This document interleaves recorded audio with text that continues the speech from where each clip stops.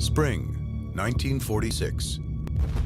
10 months after the end of World War II, an explosion rocked the Pacific off the coast of Hawaii. America had just destroyed one of Japan's most advanced weapon systems. I was a lookout. When I got to look through the periscope, it was a monster, believe me. Rather than a belated attack against the defeated Japanese, the sinking of this top-secret submarine was a preemptive measure for the looming Cold War, a brazen decision by the Americans to keep the sub out of Soviet hands. The plan worked, and the weapon lay undisturbed at the bottom of the ocean for 6 decades. Until a team of underwater explorers from the University of Hawaii located its remains. The discovery sparked a new examination of the long-forgotten super sub.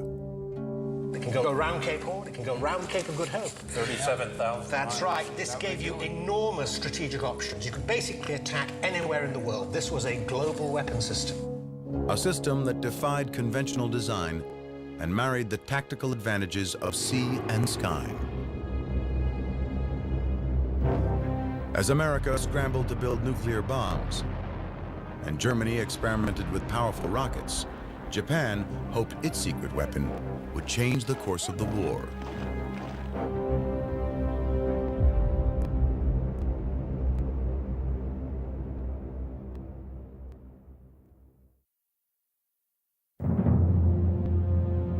(1941). 6 months before the attack on Pearl Harbor, the Japanese Imperial Navy dominated the Pacific. The Japanese strike in December 1941 because they see it as a window of opportunity. Japan temporarily has the most powerful navy in the Pacific. Let's cash that in. The Japanese plan was simple. Hit hard and knock the Americans off balance. They believed this would force an American retreat, leaving Japan as the sole superpower in the region. The architect of Japan's Pacific strategy was Harvard-educated Admiral Isoroku Yamamoto. Yamamoto had mixed feelings about the campaign. In terms of his own personal opinions, he was very much against a war with the United States, which he felt was essentially unwinnable. But at the same time, in his capacity as Commander-in-Chief of the Combined Fleet, he felt he had to come up with some kind of strategy to make a Japanese war in the United States a viable proposition. But nobody realizes more than he how wrong it can all go. That's quite right. And his gambler's instinct tells him that it will have to be very long odds. He wants some capability of, say, taking the war to American home waters, really shock the American populace by some bold gesture. His gesture, the bombing of Pearl Harbor. The attack sank 5 battleships, 3 destroyers, and several small ships. But the Japanese mistimed their mission, because on December 7th, all 3 American aircraft carriers were at sea and out of harm's way. Japan also miscalculated America's will to fight back. One day after Pearl Harbor, the U.S. declared war against Japan. The fight was on. Both nations scrambled for advantage.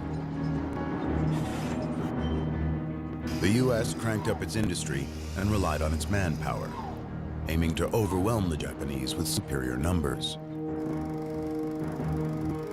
But for Japan, the challenge was different. Knowing he would soon be outmanned and outgunned, Admiral Yamamoto needed more surgical strikes.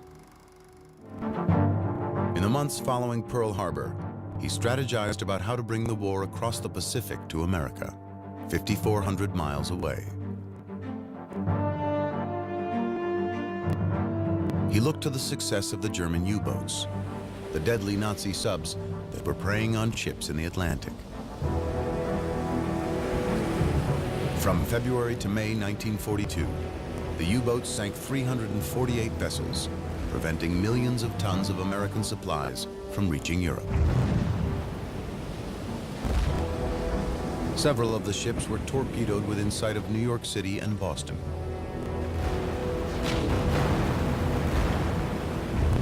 If German subs could terrorize the U.S. East Coast, could Japanese subs do the same in the West?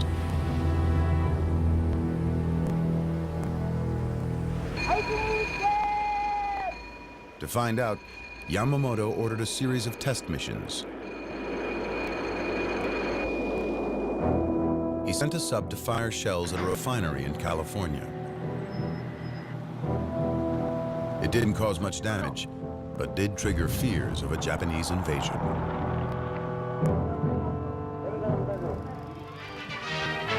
Along the Pacific, the hunt is on for the Jap submarine that brought the war to U.S. soil. Lying offshore, the Marauder opened up against oil refineries near the beach at Santa Barbara, a piece of shell made in Tokyo. It did little harm, but it was the first fired in this war against our own shores. The following day, coastal artillery brigades fired at what they thought were enemy planes. The guns were shooting at shadows. No sightings were actually confirmed. But the panicked American reaction did signify to Yamamoto that his instincts were correct. If he could strike the Americans at home, he might make them think twice about an all-out war with Japan.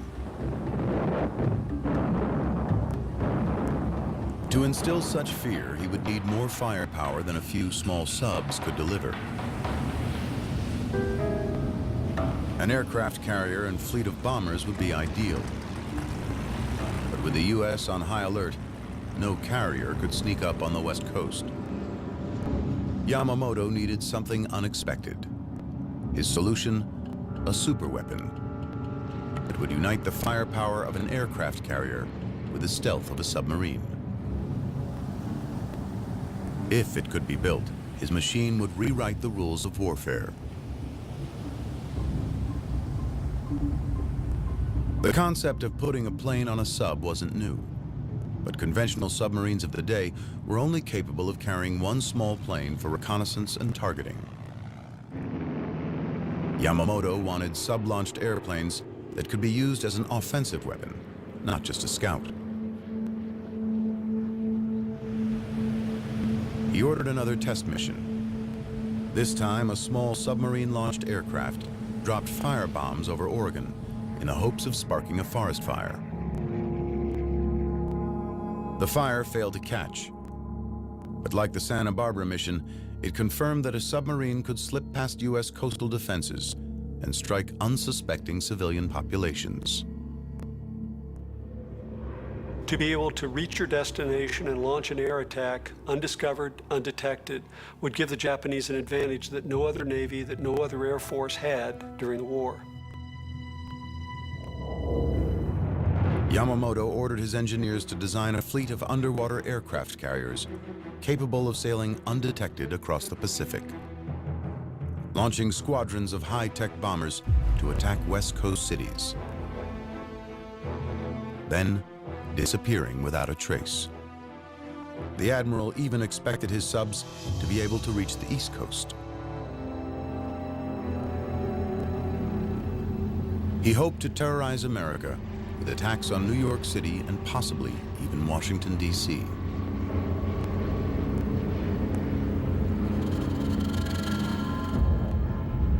So you've got a whole potential here for attacks in the coastal area, where, of course, a large proportion of the American population is concentrated. That's right, yeah. New York City, for example. Dense concentration of population. And if you're attacking with a few tens of aircraft, as in the original plans, you could perhaps go for important communications and indeed iconic targets. The admiral named the sub the I-400 and declared it top secret. But still to be determined was whether Japanese engineers could bring Yamamoto's ambitious vision to life. Their window for success was a small one. In America, the U.S. had accelerated its own work on a superweapon that could change the course of the war. The effort was codenamed the Manhattan Project. It was headed up by Robert Oppenheimer, a professor of physics at UC Berkeley. Oppenheimer gathered the nation's top engineers and physicists, challenging them to overcome the enormous technical complexities of splitting the atom and creating an atomic bomb.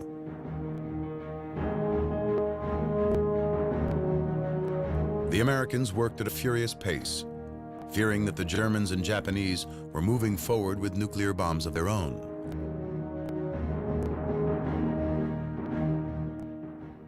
Meanwhile, Japan's super submarine was running into obstacles. In Tokyo, naval architects were struggling to find a design that could fulfill all of Yamamoto's needs.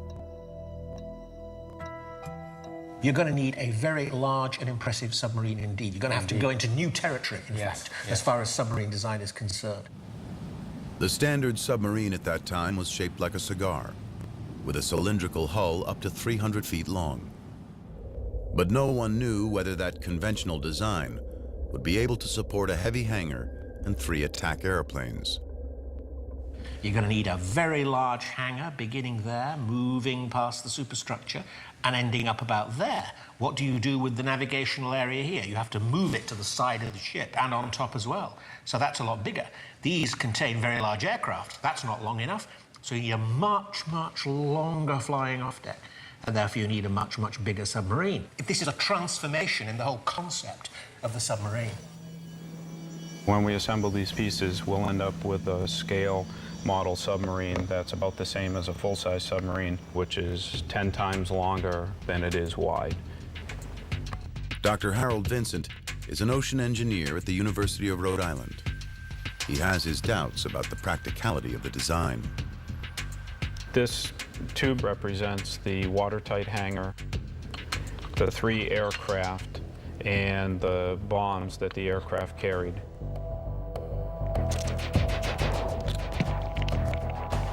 So we'll seal off the end of the hangar here. So let's see what happens when we put it in. Okay. Oh, geez. So that tilts right over with that on top. Capsizes right over and sinks.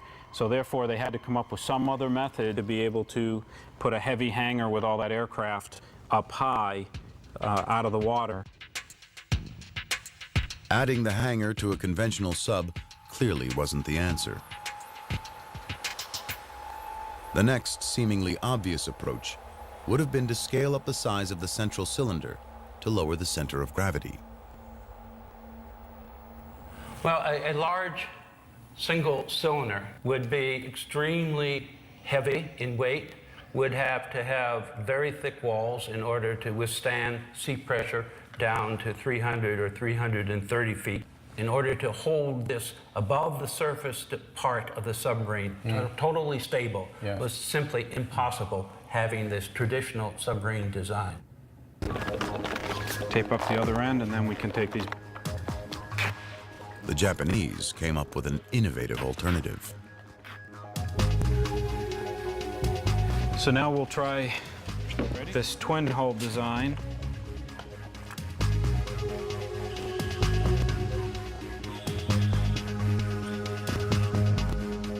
Now, it's pretty stable. All right, so it rights itself now instead of just tipping right over. A twin-cylinder hull gave the giant sub the necessary width to carry the extra weight. So you have these 2 cylinders, which are broader, stronger. The 2 cylinders amidship, of course, lent to greater stability. Absolutely. Well, you can see it's much sort of flatter and more stable, clearly. With the largest design problem solved, construction plans were drawn up for the new monster sub. The I-400 went into production in January of 1943. Yamamoto needed it fast. The Japanese were losing ground in the Pacific. The previous June, Yamamoto had ordered a surprise attack on the American fleet at Midway Island, hoping to sink the aircraft carriers he had missed at Pearl Harbor. But the Americans had cracked the Japanese naval code, saw the attack coming, and were able to set an ambush of their own. In 3 days of bitter fighting, American bombers sank 4 of Yamamoto's aircraft carriers. It was a devastating defeat for Japan. Their carrier fleet was decimated, and thousands of soldiers were dead. The I-400s were now even more vital. But with serious shortages of steel and manpower in Japan, Yamamoto could only commission 18 of the giant submarines.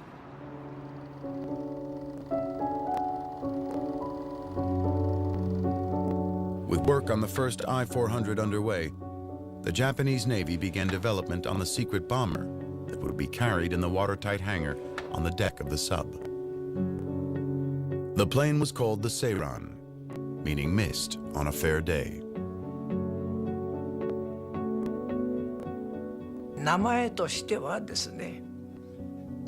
Like the name indicates, the plane would appear suddenly like a mist, carried by a submarine that would surface once it comes near a target, moving like a ninja. That is how it came to be named Seiran. This is a very poetic name. Lieutenant Atsushi Asamura is the only living member of the elite Seiran squad. At an annual Shinto ceremony, he honors his lost comrades.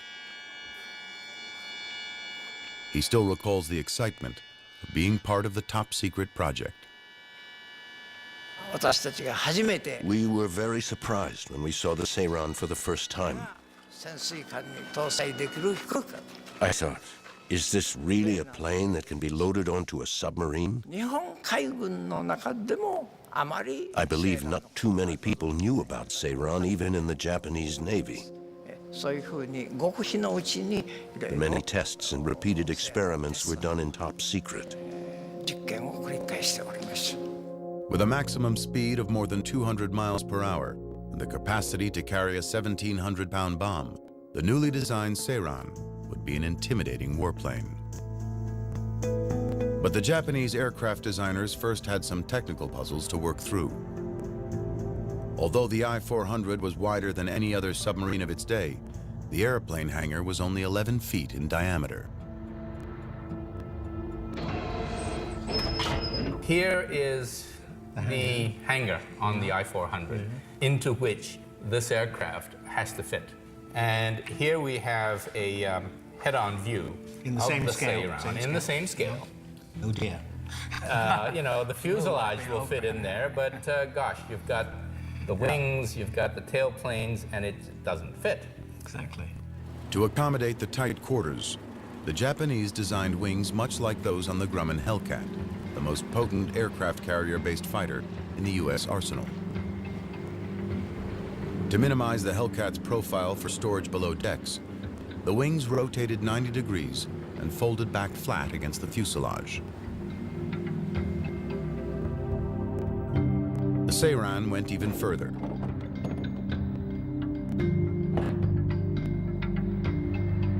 It had a tail fin that folded down to reduce height. When we do all of that, It fits. it fits very neatly. Very neatly. But there was still one major problem the Japanese designers had to solve. Before the Seirans could be launched, their engines had to be warmed up, a process that took up to 20 minutes. Starting the engines in the hangar with the vessel submerged would have exposed the crew to deadly carbon monoxide fumes. But warming the engines on the surface meant exposing the sub to radar and air attacks. Once again, the engineers needed an innovative solution.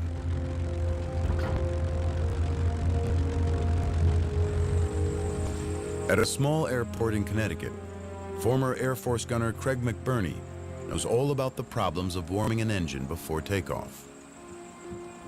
This is his pet project, a rare 28-cylinder Corsair engine. It's larger than the Seiran's engine, but shares similar characteristics. Okay, we got a clear prop. Clear prop.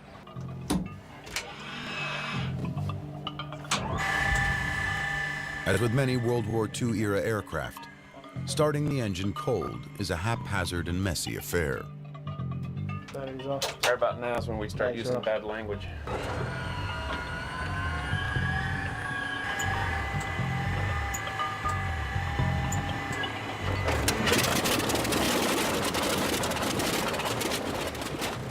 The The problem is the viscosity of the cold engine oil.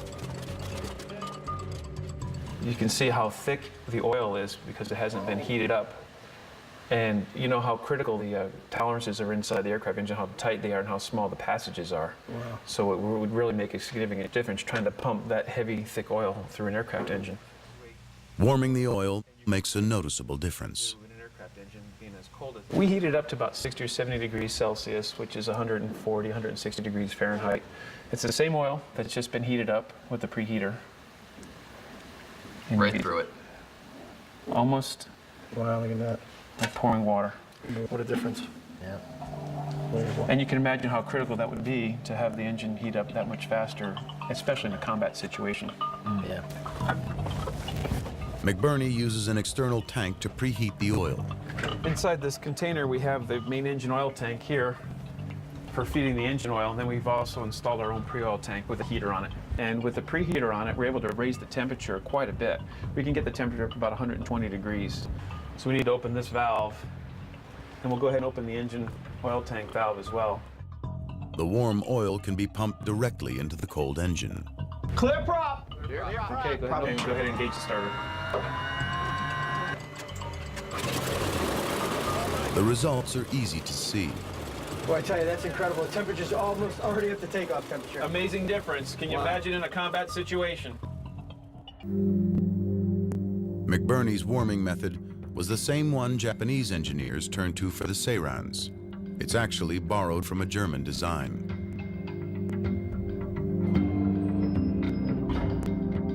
With the engine oil pre-warmed, the plane could be rolled out of the hangar onto the launch ramp. The engine started. The wings, tail, and horizontal stabilizers unfolded and locked into position. The floats attached, and the Seiran launched into the air. We would train very hard, trying to shorten the time it takes for the launch, even by a second. The first plane launches, then the second, and then the third. The goal is to launch all three planes as fast as we can. To get the Seirans back on board, the engineers designed a hydraulic crane to pluck the airplanes from the sea and hoist them onto the deck. With all the design problems solved, it looked as if the Japanese would be the first to get their superweapon into the war. But then in April of 1943, the I-400 program and the Japanese Navy suffered a devastating loss. American codebreakers discovered that Admiral Yamamoto was planning an inspection tour of the Solomon Islands. U.S. fighters intercepted and shot down his plane, killing the man behind the Pearl Harbor attack. It was such a crushing blow to the Japanese Navy that it was a full month before they even announced Yamamoto's death to the Navy, much less the Japanese public. Without the backing of the powerful admiral, the I-400 program quickly slipped on Japan's priority list. Before any subs were completed, the order was slashed from 18 to 9. It would take another year and a half before the first of Yamamoto's I-400s made it out to sea. In December of 1944, the first I-400 was finally commissioned. A few months later, a second sub, the I-401, was ready to sail. The super sub carried 3 dive-bombing Seirans in a 65-foot-long hangar. An 85-foot ramp and steam-powered catapult launched the planes into action, even in rolling seas. The I-400 wasn't just the longest sub in the ocean at 400 feet. It was also the most heavily armed. On the aft deck sat a giant 140mm gun, one of the largest ever mounted on a submarine. 4 anti-aircraft guns defended against aerial attacks, and the sub also boasted 8 torpedo tubes in the bow. The man appointed to lead the I-400 program was Tasunosuke Arizumi. Arizumi had been in charge of the midget submarine attack on Pearl Harbor. The I-400's crews were picked from the Navy's elite and were very well treated. The corridor was filled with cans of food and other food staples. You couldn't even see the floor. I was never unhappy with the food. For example, we even had expensive food like cow tongue and lots of fancy stuff. I remember it well. Morale among the crews was strong, but Japanese high command was not as jubilant. In the 3 years since the I-400 project began, the state of play in the Pacific had changed. America now dominated the region, and the original mission of the subs, to bomb U.S. cities and instill fear of a Japanese invasion, was outdated. They just didn't have enough firepower. With each sub carrying 3 planes and each plane carrying only 1 bomb per flight, they could do little real damage. By comparison, Nazi bombers dropped an average of 330 bombs per night for 57 nights during the London Blitz. And still, the British didn't surrender.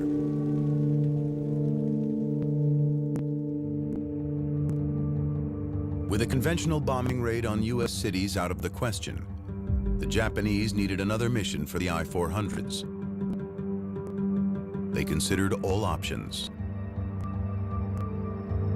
As the Japanese were becoming frantic for any means of inflicting more pain on the United States, in an effort again to slow our advance or get us to negotiate a peace, the Japanese considered using germs against American cities.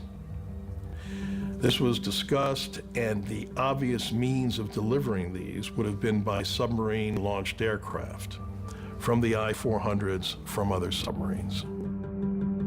In the spring of 1945, Vice Admiral Jisaburo Ozawa proposed a top-secret, controversial plan. He suggested using the Seirans to unleash biological weapons on the U.S. West Coast. Such an attack could kill thousands and create panic across America. Japan's biological weapons program was not new.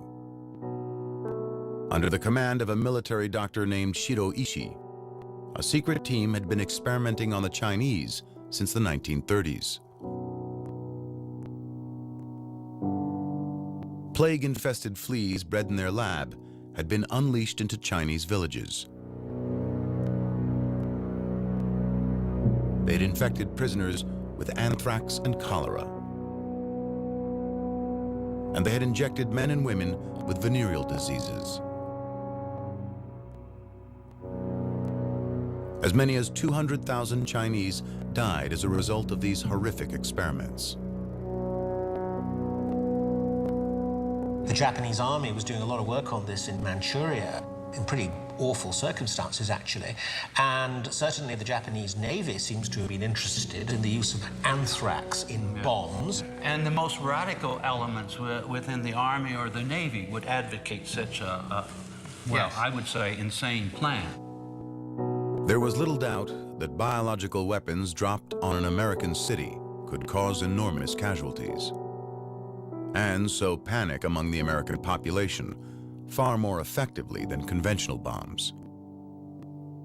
But a month later, cooler heads prevailed. General Yoshijiro Umetsu of the Imperial Army canceled the operation and declared germ warfare against the United States would escalate to war against all humanity. With a biological attack off the table, the Japanese High Command found a new mission for the I-400s, an attack on a key strategic target. The Panama Canal was absolutely crucial to the transferring of Atlantic naval forces to the Pacific Ocean. So Which is why the Japanese wanted to attack it. Well, of course, and we understood that. Any logical military scenario would want to attack the Panama Canal. If Japan could take out the canal, it would bring ship traffic to a halt and force the Allies to use the much longer route around Cape Horn. Japanese military planners and intelligence experts worked together to map out the attack. Plan went something like this. That this flotilla of submarines, four submarines carrying 10 aircraft, would come, keeping a due distance, having come a long way across the Pacific. Yep, 8,000 miles or so, yeah. Until they come to their launch point off Ecuador. Roughly about there. And then they surface and they launch their planes, 6 aircraft, as quickly as they can. And so as to surprise the enemy completely, they go off in a completely different direction. They fly across Colombia. All 3 of them. Then they turn sharply over here. Yeah. And then suddenly, and they perhaps dive to low level, they come down here towards the canal and hit it on its northern end in the locks here.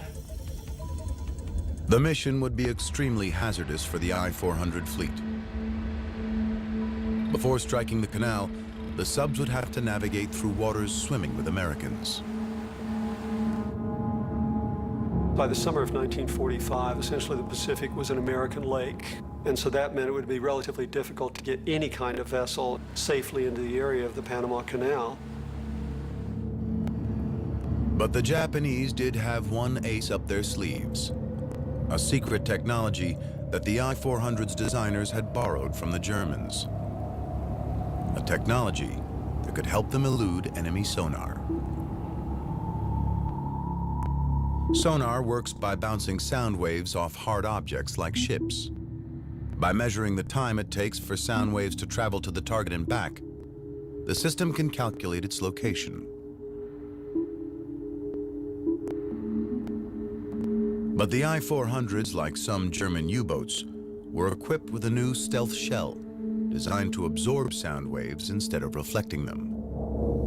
Called an anechoic coating, it was made up of rubber and asphalt tiles that dampened the sonar fingerprint of the subs as they slid through the water. These anechoic coatings did work remarkably well, and their details are still highly classified. For the I-400s, getting across the Pacific undetected was only step 1. Their targets, the Gatun locks on the Panama Canal, were heavily guarded by anti-aircraft guns. The Seirans could come in above the gun's range, but that would make hitting the targets almost impossible. Those locks, the walls, were incredible structures of reinforced concrete that at the base were 50 to 60 feet thick. At the top, maybe 8, 10, 12 feet thick. The gates themselves, maybe 90 feet wide. They were 6, 7, 8 feet of steel thick. But from 13,000 feet, they would have looked like just a hair from that kind of altitude. The challenge of high-altitude bombing is easy to see.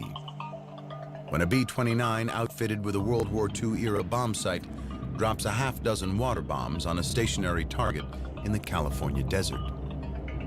Not a single bomb hits home. The closest lands more than 500 feet away. For a target like the Gatun locks, anything less than almost a direct hit within a foot or 2 or 3 of the target would be a waste of energy. Given the relatively primitive bomb sights that the Japanese were using, their chances of being able to hit a target like that were pretty slim. And with only 6 planes carrying 1 bomb each, the Japanese knew there was no room for error. Keeping with Japanese military tradition, a decision was made to turn the attack into a one-way trip. The pilots were ordered to go kamikaze.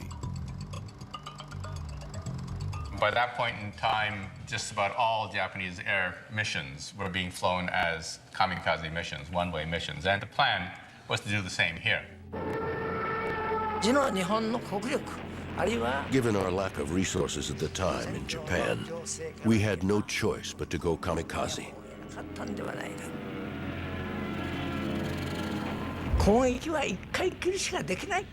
I know it is controversial. Some people are against it. But I think we had no choice at the time. We knew we probably couldn't hit the target even with multiple bombs. So going kamikaze was our only chance.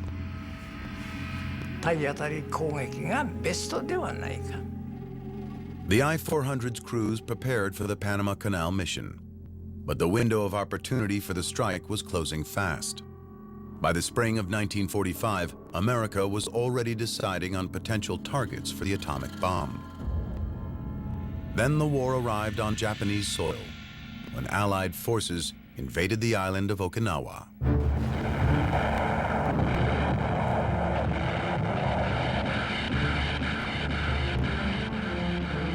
82 days of brutal fighting left more than 100,000 Japanese troops dead and thousands of aircraft and combat ships destroyed.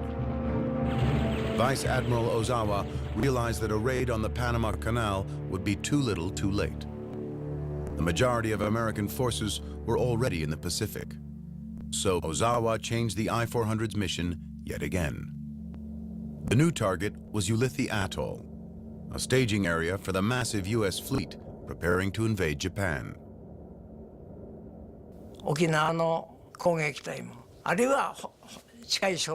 Ulithi was the likely base for the units that attacked Okinawa, and perhaps also those that were to be sent for the final confrontation on the mainland. Supplies were probably sent from there as well. In the photo, I saw several U.S. aircraft carriers. Headquarters ordered us to attack as many of them as possible. 3.5 years after the I-400s were conceived, the two giant subs were finally ready to engage.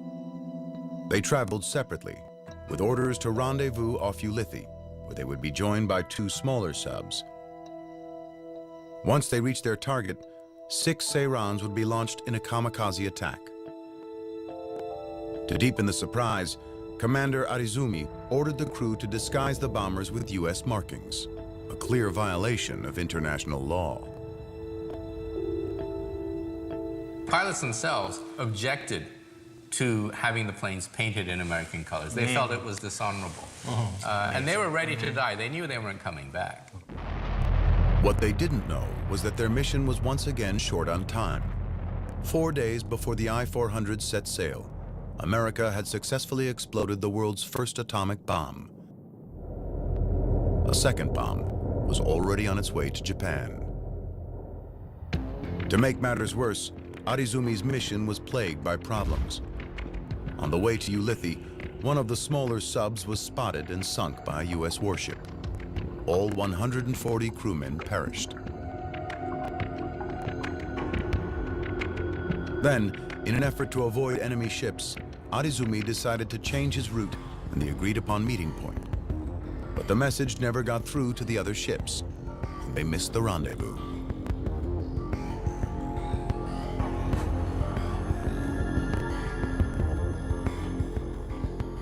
As the I-400 and I-401 scrambled to regroup and renew the attack, shocking news came over the radio. The American superweapon had blown the war wide open. On August 6, 1945, an American atom bomb annihilated the city of Hiroshima, killing as many as 80,000 people. On August 9th, a second bomb decimated Nagasaki. 40,000 died, and the city lay in ruins. 6 days later, Japan surrendered to the United States.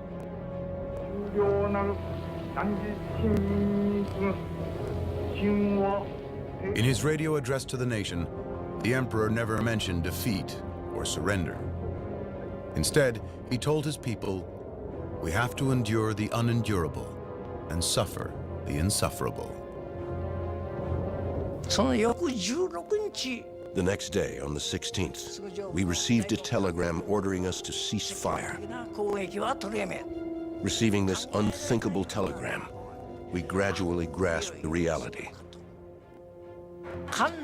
From then on, the real drama began on board. There was no concept of surrender and remaining alive in the Japanese Imperial Navy at the time.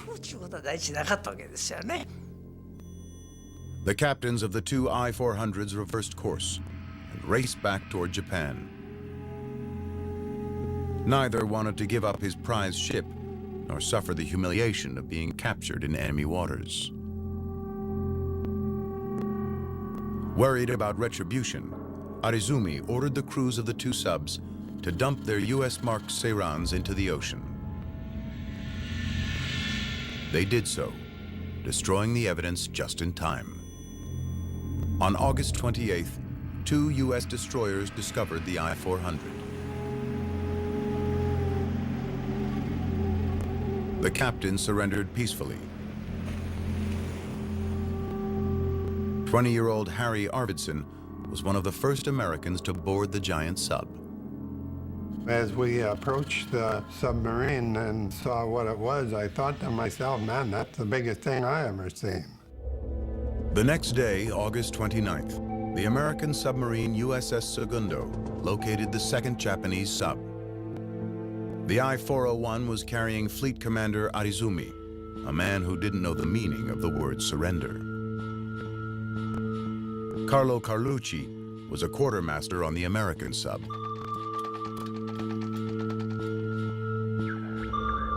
It had to be 3 or 4 o'clock in the morning, before daybreak. That was when they picked it up on the radar. They didn't know what it was until they got fairly close. Tsugio Yata was a young sailor on the I-401. We didn't want to give up this magnificent ship to the US. We thought it's a shame for it to be captured. Though the war was over, surrender did not come easy for the prideful Japanese sailors. Things were hot and cold. You never know, yes or no, whether they're going to shoot, not shoot. We were heading back to Japan, but we talked about how to prevent the Americans from taking the sub. So we talked about sinking it near the coast. But before the Japanese could carry out their plan, the sub's engines temporarily failed. The Segundo signaled for the massive sub to surrender. Arizumi refused. Several tense hours passed, with the Segundo's weapons trained on the I-401. Maneo Bando remembers the capture.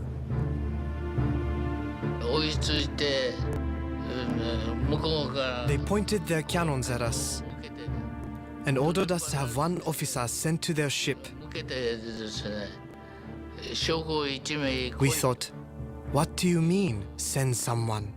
You send someone to come get us.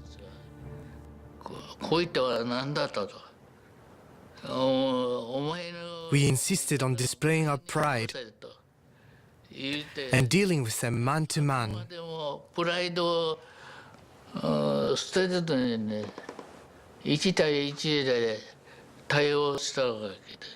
Because Bando spoke some English, he was picked to negotiate with the Americans.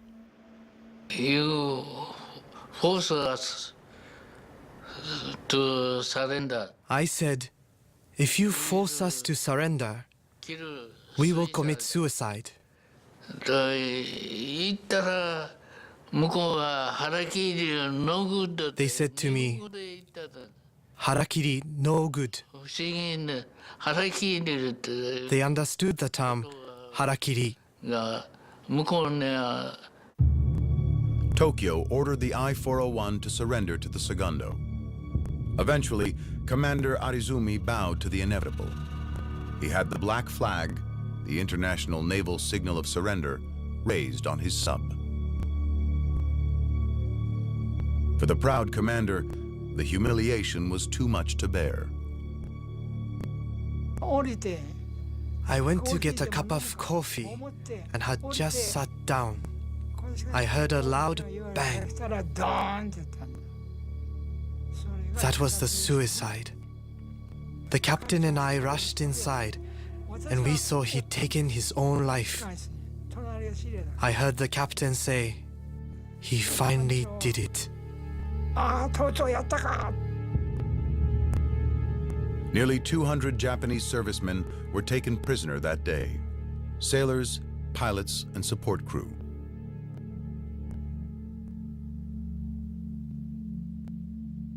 The American submariners seized control of the giant sub and quickly realized it was unlike any vessel they had ever seen. For machinist Paul Whitmer, the double hull design was a particular surprise. Lo and behold, we get to the engine room and there's a doorway to the neighbor's room next door. What the heck's going on here?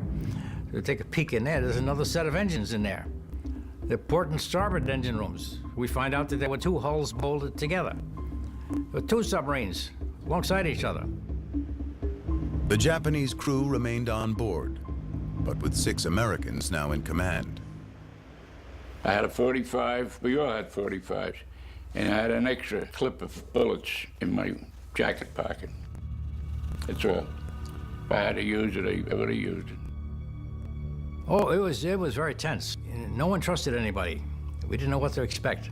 We could have been overtaken, lickety-split, because we were way outnumbered. And if they decided to dive the boat, we couldn't have got out. The Americans chained the hatches open to prevent the Japanese from diving.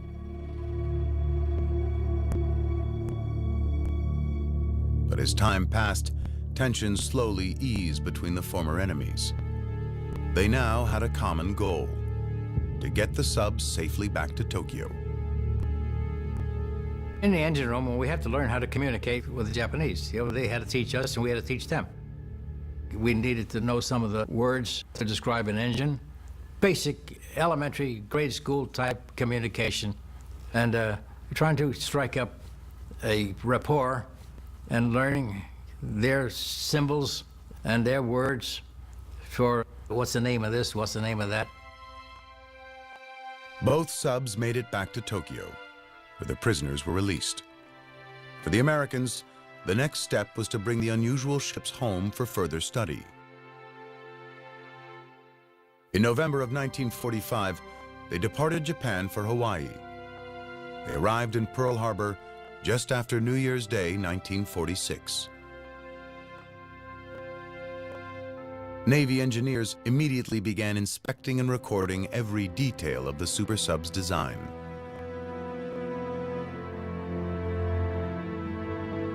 But by the spring of 1946, a new post-war reality had taken hold, and the I-400s were once again shrouded in secrecy. This time, it was the United States hiding them from the Soviet Union.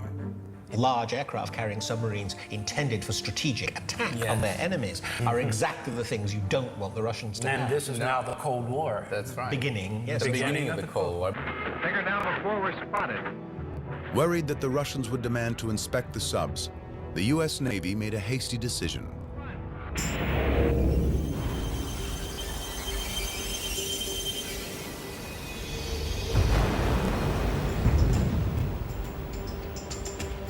On May 31st, 1946, they sunk the I-400 off the coast of Pearl Harbor.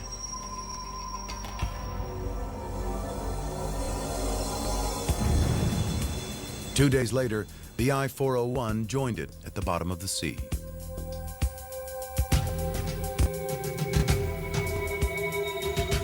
Two powerful weapons that never made it into battle, never had the chance to truly prove their worth.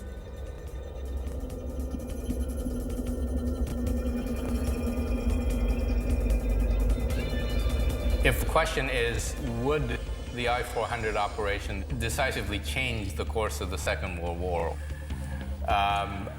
Ultimately, no, I don't think so.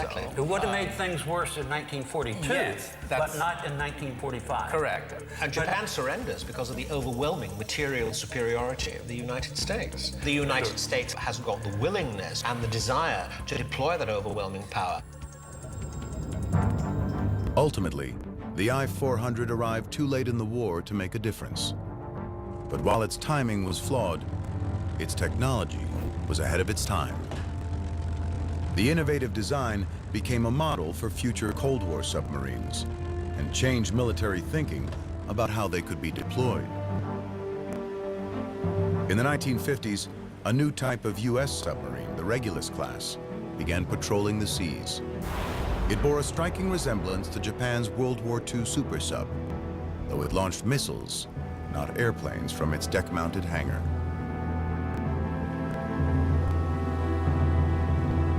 I don't believe anyone previously had looked at submarines as a means of attacking an enemy's cities. And this idea we see today in the primary nuclear weapons of the United States, France, Britain, and even Russia, being submarine-launched missiles to attack with nuclear warheads an enemy cities. Though we hope that their lethal force is never needed, each one of these powerful, stealthy submarines is a living testament to one of the greatest weapons that never did battle.